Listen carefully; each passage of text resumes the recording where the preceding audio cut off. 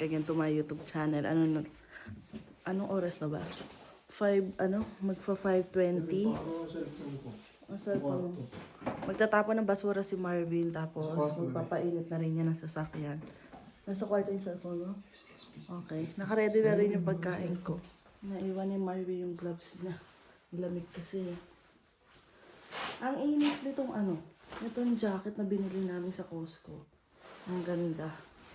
Sa sapatos na muna ako. Nag-i-snow konti lang, guys. Nagtuloy pala yung snow kagabi. Bye-bye. Love you. Dito na kami. Papasok na ulit tayo sa work. At yung asawa ko, tutulog na ulit. Aking bebe, sinundo niya kami sa trabaho. At nandito kami sa My Scotiabank. Magwi-withdraw lang din si ate. Magwi-withdraw din sana ako. Nalimutan ko mag-withdraw. Loob na tayo, Victoria. Score tayo eh. Ngayon? Loob na tayo. Ano meron? Ha? Ano meron dun? Victoria Ano Square? yung skating mo? Yung skating Layo, ko. mabalik pa tayo. Hugas tayo sa sakyan. Diretso tayo doon. Nagkaroon ng dahilan, Hindi ako sinasabi. Pwede naman, sige.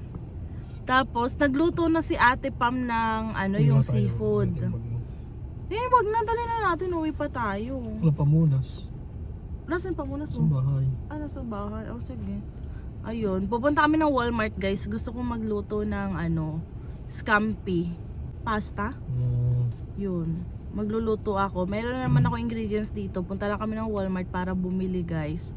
Tapos, ano pa ba? Wala na akong maisip na May work ba ngayon si Ate Pam, bebe? Meron. Ayan. Congrats natin si Ate Mary mamaya pagbalik niya. Kasi na-approve na yung PGWP niya. Ayan. Kakagraduate lang pala ni ate nitong November lang. Bumalik siya ng Ontario para lang umattend ng niya, graduation. Si Ate Mary. August ata dumating dito si Ate Mary. Tapos November, bumalik siya sa Ontario para umattend daw. Sabi ko, bumalik ka pa doon? Sabi ko, ube, mahal-mahal ng tuition ko. Hindi ko attendan yung graduation ko. Sabi niya sa akin kanina. Oo nga, bumalik nga siya. Saan ba? Sinting? Hindi ko na sinting yan. Hindi, sa siya sa London nag-aral si ate. Oo, diretso siya sa London. Tapos bumalik din ulit dito pagkatapos. Ewan ko lang, baka biglaan yun di baka mahal yun. Mamaya tatanungin natin si Ate Mary. Ayan na guys, nandito na si Ate Mary. Ayan. Congrats naman si Ate Mary. Approve na yung kanyang PGWP. Tahimik lang yan. 3 years. Tahimik lang yan. Yeah. Ang galing nung sa'yo no ate, 1-year program, 3 years no? Feeling ko na credit kasi nila yung 1 year na tinig ko. Ayun, tinake mo.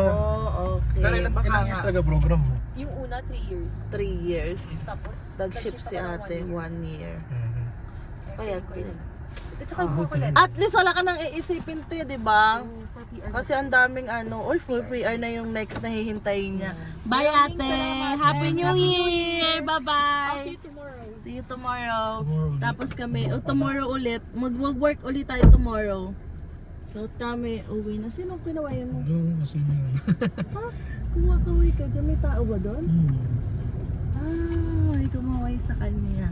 Hindi ako lang kumawa siya. Ang kabalang mukha mo naman. So uwi na muna kami. Tapos mamaya lalabas kami. May dadaanan kami. Okay. Nandito na tayo sa Walmart, guys. Ayan. Walmart. Bibili lang tayo ng pang-pasta natin. Maiba naman. Yeah, linguine. Linguine pasta. $7.97, dalawa? Hindi. Anong mas maganda? Ano ba yung dilaw? Saka yung yung green. Parang yung green yung napanood kung ginagamit nila, bebe. Oo. Malit ba yan? Sa bagay, yung sa Costco kasi ang laki nung binili natin noon sa Toronto. Iyan na lang, no? Ay, hindi. Dalawang pasta. Ha? Sa green. Ano yung green? Ayan yung ating kukunin, guys. Ito na, Ayan yung lulutuin ko, yan mismo. So, dito naman tayo sa powder. Meron akong hindi pa nabibili nung nakaraan. Kuha tayo ng lemon. Ay, kuha tayo ng plastic pa pala. Kuha muna tayo ng plastic. Yung fresh parsley, wala. Naubos na. Pero meron ako sa bahay yung dry kasi. Baka pwede na yun gamitin. Yun na lang yung gagamitin ko. Ang lalaki, bebe. Ang laki ng lemon ngayon. Dalawa lang. O isa. Dalawa. Ayan. Ang lalaki eh. Green? Ah, ayun. Hindi nadala ni Marvin yung credit card ko. Kaya credit card yung gagamitin. Lagay na muna natin to sa plastic, guys. Ano, lalagay ko muna. Lalagay ko na, bebe. Lakas ng hangin ngayon. Pag kanina nandun ako sa drive-thru, pag magbubukas yung bintana, naglilipadan yung mga ano namin, mga donut namin, yung mga naka-ready. Oo, di ba nga yung mga tambak yung orders namin. So, ano yung mga donut, sunod-sunod. Bubuksan na, naglilipadan eh.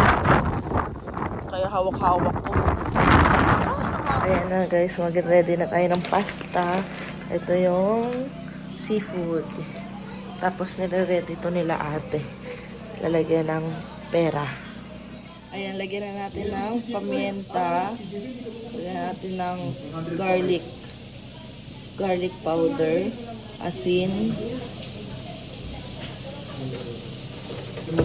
all bay. Haluin na natin. Kasama ba to sa display? Naka-ready na yung atin. Tatabi ko na to, bebe. Busy ka pa pagkatali ah. Ayan. Chicken ni Kuya Christian. Ang sarap nito, guys. Ito, magluluto tayo. Nanonood kami ng Spot Pinoy. Lahat mo na yan. Basta halo-haloin ko na lang. Ito, panghalo.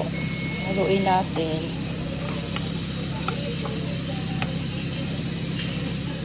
Ay! Ay, kamusta?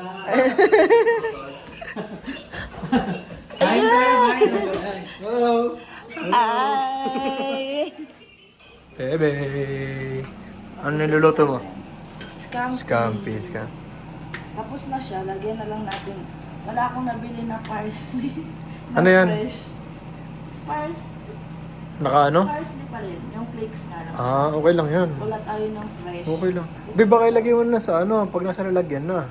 Hindi, kasama nga siya. Kasama ba? Ihalo rin? Ay, lalagay pa natin sa mismo lalagyan. Sa lalagyan nga, tapos tsaka mo ilalagay yan. Sa natin lalagay siya kaagad. Parmesan. Kuha mo Oo, natin ganun na lang. lalagyan. Saan nalagyan? Kuha. Huwag ka nalagyan. Lagay na ni Marvin yung ano. Ayan. Ano yan, be? Natin ng parmesan. Parmesan. Ayan siya. Cheese. Be, may ganyan tayo sa Toronto. Ang laki. Yung unlock eh. Bigyan lang natin kina Jerson. Kala kayo yung Jerson pa natin binigay. Dagdagan mo mamaya pag ano, no? Masarap niya pag ano eh.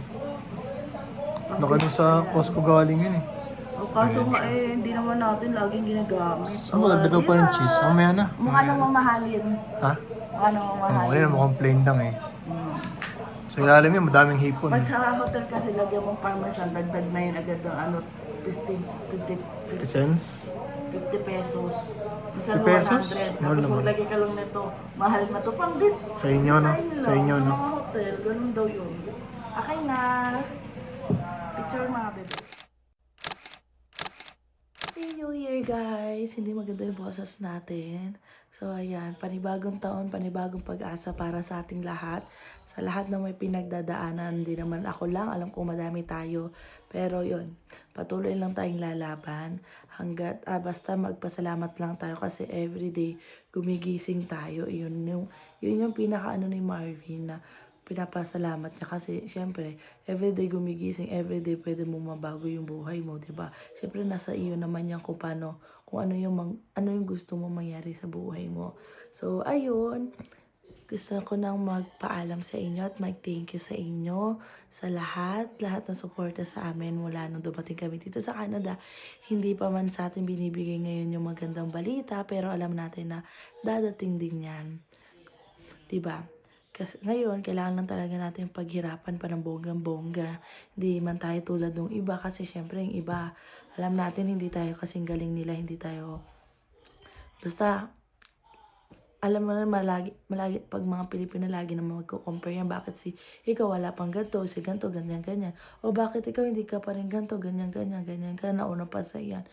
So, So, ayun, maging ano na lang po.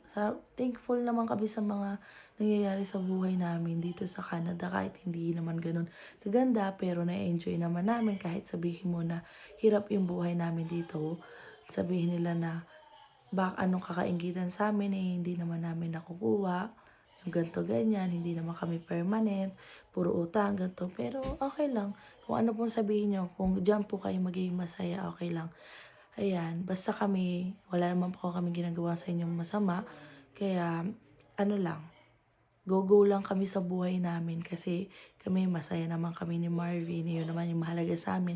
Healthy din kami, healthy yung pamilya namin, okay yung pamilya namin, yung mga tao malalapit sa amin, okay din sila. Yan. So, yun lang po. Sobrang thank you. Happy New Year po sa ating lahat. Don't forget to like and subscribe sa YouTube channel ko. Magpapalam na ako kasi may trabaho pa ako tapos hindi na maganda yung boses natin.